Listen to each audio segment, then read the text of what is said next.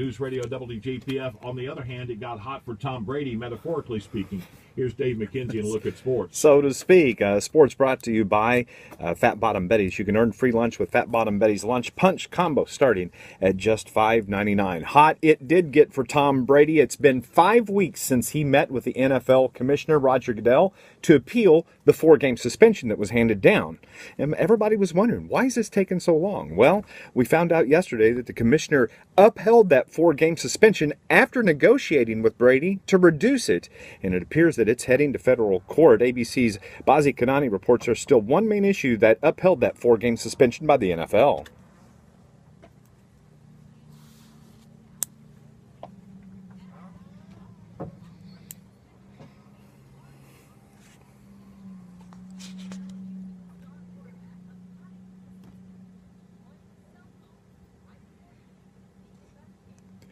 Today, you may see some of Brady's staunchest defenders kind of back off because they were not aware that Brady destroyed that phone, and that kind of, to them, indicates there might be some guilt there. And we'll have 10,000 text messages, apparently. Apparently so. 10,000 text messages. Well, as like I said, Did you call the NSA for those, or?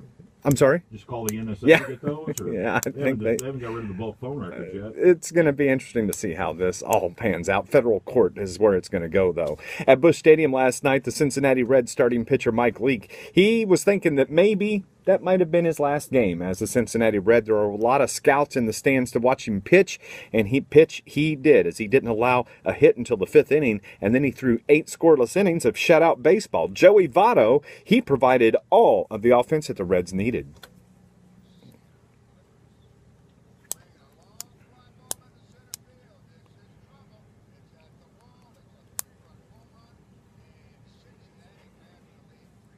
Jaime Garcia, he made his first start for the Cardinals in over a month after returning from a groin strain. He pitched well, according to manager Mike Matheny.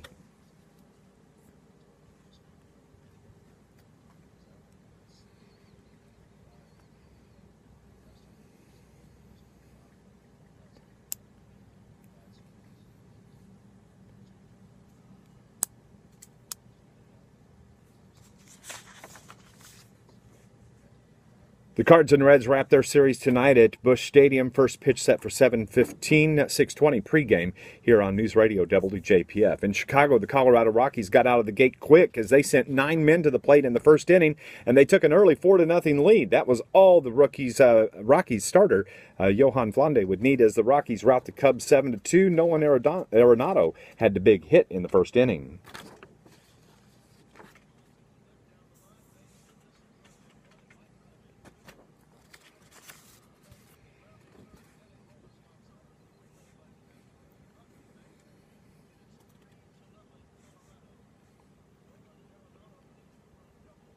Game 3 between the Cubs and the Rockies set for this afternoon. First pitch is going to be at 2:20. At Rent One Park last night, Miners catcher Toby DeMello came through with one of his best nights as a Miner. He walks it off in the bottom of the 9th inning, home run to give the Miners a 4-3 win over the Frontier Grays.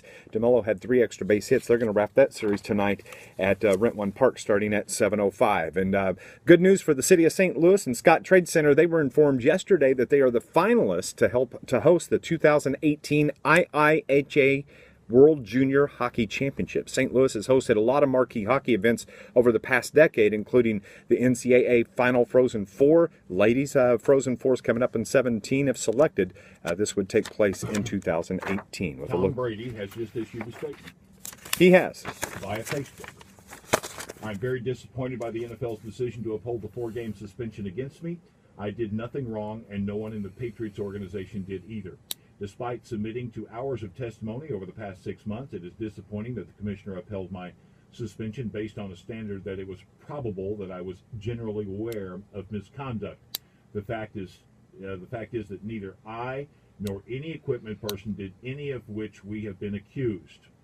He dismissed my hours of testimony and is disappointing that he found it unreliable. I also disagree with yesterday's narrative surrounding my cell phone. I replaced my broken Samsung phone with a new iPhone 6 after my attorneys made it clear to the NFL that my actual phone device would not be subjected to investigation under any circumstances. As a member of the union, I was under no obligation to set a precedent going forward nor was I made aware at any time during Mr. Riot Wells' investigation that failing to subject my cell phone to investigation would result in any discipline. Wow. It's just going to be interesting to see how this all plays out. Yeah.